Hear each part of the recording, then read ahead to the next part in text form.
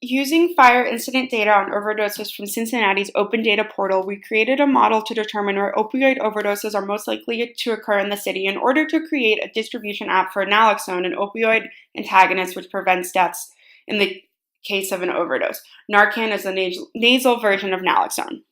Within the past several years, opioid overdoses have skyrocketed across the United States, prompting President Trump to declare the epidemic a health emergency. Cincinnati, in particular, has seen substantial increases in opioid overdoses, with over 800 in 2018 alone. Cities across the country have seen that when Narcan has been made readily available, overdoses go down. Given this, we will be operating under the assumption that access to overdose antidotes help reduce fatalities. Currently, the city of Cincinnati has made extensive efforts to lower overdoses by supplying Narcan. The current distribution of the model is fairly ad hoc, however. The Hamilton County Public Health Department has taken a twofold approach: the Narcan Distribution Collaborative and Project Dawn, deaths avoided with Narcan. Ultimately, this means that despite a concerted effort, distribution remains ad hoc and isn't concentrated in the areas with the most need. Our Narcan distribution app will primarily be used by policymakers and public service providers. The app gives the users the option of either using a map view or a list view. The list view contains information that can be filtered based off of facility name, facility type, Narcan supply available, and predicted overdoses within a given range. The map view shows users a map of the city and allows them to then click on a facility where a pop-up appears, telling them the facility name, the predicted overdoses, view and update the Narcan supply, and then allow them to navigate there. The variables considered for the model that feeds the information for the map came primarily from the United States Census and Cincinnati's open data portal. Our independent variables listed were created using Open Data Cincinnati, fire incident data, 311 calls, 911 calls, park locations, library locations, and American Community Survey from 2012 to 2016.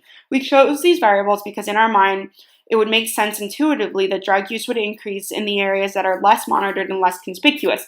As such, we selected variables that could serve as a proxy for lack of eyes on the street. Given this, we wanted to see if we could tie variables like 311 calls to address litter and building overcrowding to a higher prevalence of overdoses in the area. All this data wrangling allowed us to visualize the litany of variables across space and to a limited degree time. It also showed us that many of these events are in fact related, and we can see hotspots for overdoses in many of the same places where we see hotspots for vermin or litter or building overcrowding. This will all come into play and it's important in building our model. Our exploratory analysis also found that overdoses are relatively unique experience. They're not happening everywhere and they're not happening all the time. And this is illustrated in the histogram. As a result of this information that overdoses are relatively rare, we chose to use a Poisson regression as opposed to a linear model.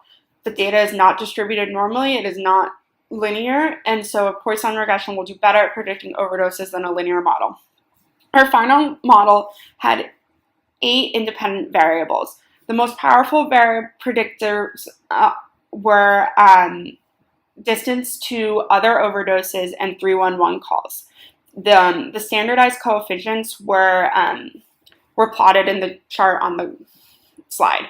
So ultimately, the model does a relatively good job of predicting where overdoses are most likely to occur.